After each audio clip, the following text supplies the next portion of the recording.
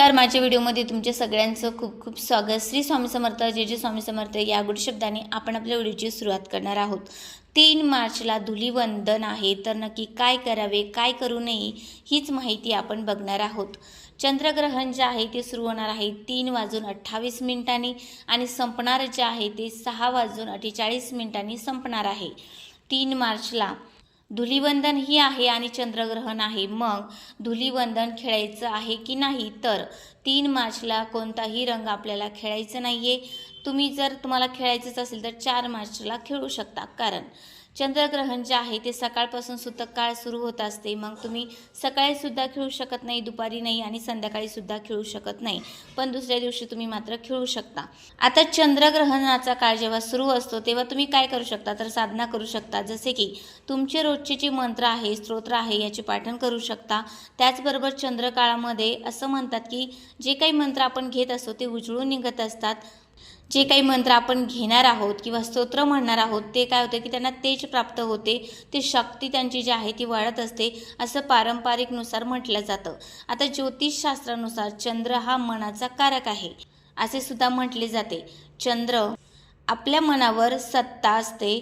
त्याचबरोबर चंद्राचे जे वेगवेगळ्या कलेचे परिणाम आहे ते समुद्रावर सुद्धा दिसून येतात, कारण बघा जसे की समुद्राला भरती ओटी येत असते त्यामुळे समुद्रावर त्याचा परिणाम होत असतो।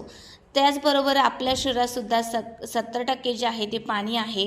मग जरा विचार करा की आपल्या मनावर आणि आपल्या विचारांवर सुद्धा चंद्राचा परिणाम होत असतो। त्यामुळे चंद्रग्रहणामध्ये जो काही काळ असतो त्यावेळी मनाला स्थिर ठेवणं खूप महत्त्वाचं ठरत असतं।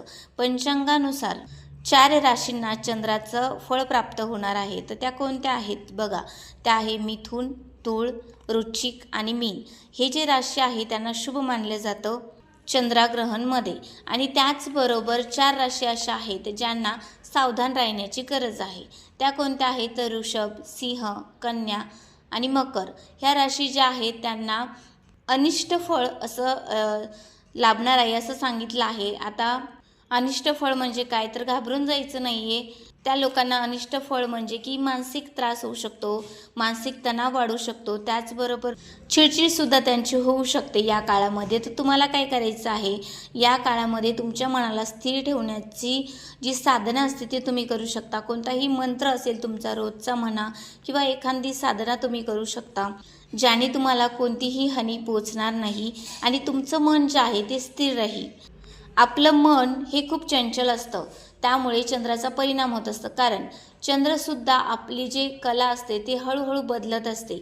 रोज वेगवेगळा तो जे आहे कृती करत असतो, त्यामुळे चंद्र कधी कमी होतो, कधी जास्त होतो, अमावस्या, पौर्णिमा यावर आपल्याला चंद्राचे परिणाम दिसून येत असतात। त्यामुळे आपलं मनसुद्धा चंचल असतं, ते स्थिर राहत नाही। त्यामुळे काही साधना जर आपण केल्या, काही मंत्र घेतले, काही स्तोत्र घेतले, तर नक्कीच आपलं मन जे आहे ते स्थिर राहण्यासाठी फायदा होत असतो। त्यामुळेच म्हटलं जाते की मनावर जे आहे ते चंद्राचा परिणाम होत असतो आणि आपल्या मनावर त्याचा सत्ता असते। आता ह्या सगळ्या गोष्टी ज्योतिषशास्त्रानुसार सांगितल्या जातात, परंतु ज्याचे त्याचे विचार असतात। काही फक्त वैज्ञानिक दृष्टीने बघत असतात, तर काही धार्मिक दृष्टीने सुद्धा त्याचा विचार करत असतात। हे ज्याच्या त्याच्या विचारावर अवलंबून असते। त्यामुळे तुम्हाला जे योग्य वाटत असेल ते तुम्ही मानू शकता। व्हिडिओ आवडला असेल तर लाईक, शेअर, सबस्क्राईब करा। परत भेटूया अशा छोट्याशा व्हिडिओनी। धन्यवाद।